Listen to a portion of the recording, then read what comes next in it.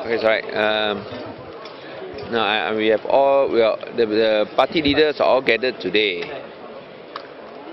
to show our support for Saudari Teresa Kok,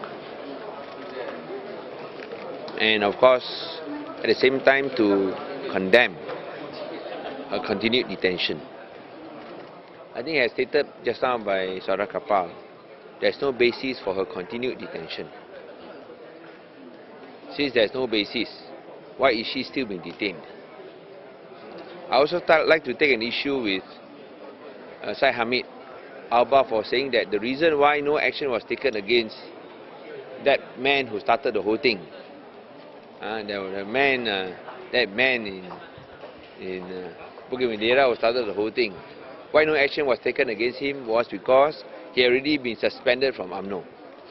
I am very surprised that if a person from UMNO commits any crime or any offence, it is punishment enough. I mean, it is considered enough punishment if he or she is suspended from party post.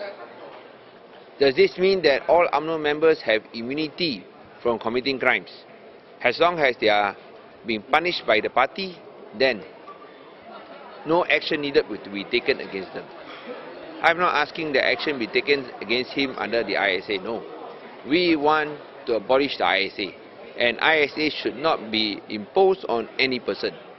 But we cannot accept that logic, the perverted logic of the Home Minister, Syed Hamid Albar, that just because he has been suspended from UMNO for 3 years, there's no need to take any action. If that is the case, then you are allowing all UMNO members to commit any crimes they wish. They will not be persecuted because they are already punished by UMNO. I think Syed Hamid has proven that he is not fit to be the Home Minister. I call for his resignation, replaced by another person who not only knows the law but talks sense. Malaysia is not the laughing stock because the only way they can protect Malaysians is to detain them. I don't think we can accept this type of Home Minister. Next time, if you journalists, just because of something you write that your life is in danger, the police will detain you. And they detain you, they don't put you into hotels, they don't put you into safe houses, they put you into lockups and force you to sleep on the floor. This is completely unacceptable.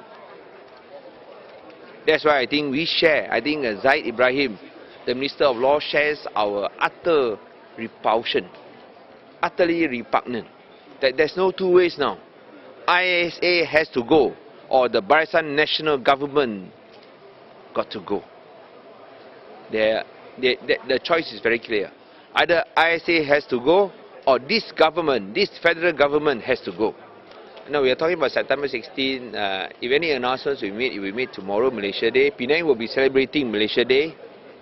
We're having a simple ceremony tomorrow to celebrate Malaysia Day officially. I'm sure the other state governments will have a simple ceremony to celebrate. That will be in my government offices. So we'll be having a simple ceremony, raising a flag and all that to celebrate Malaysia Day.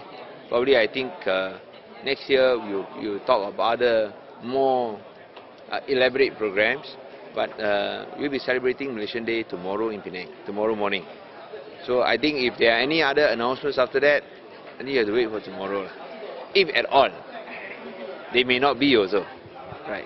Okay, any questions? I think my main purpose here is still for Teresa Kok, and her father is here, and as I say, he's very brave.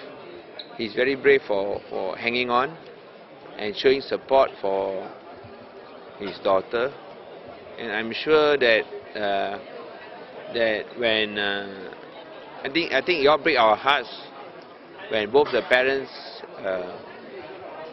hold up placards saying that no, that they miss her 啦。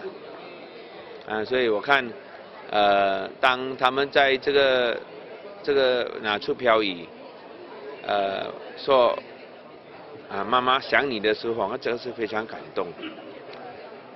我们行动党领袖要送一句话给郭树信，就是古言的，不经一番寒彻骨，焉得梅花扑鼻响 ，which signifies that when, well, if you put in English terms, is when the going gets tough, the tough gets going. It's deeper than that. That when the winter is especially cold, there's a flower that blooms and gives a fragrance that is even more intoxicating.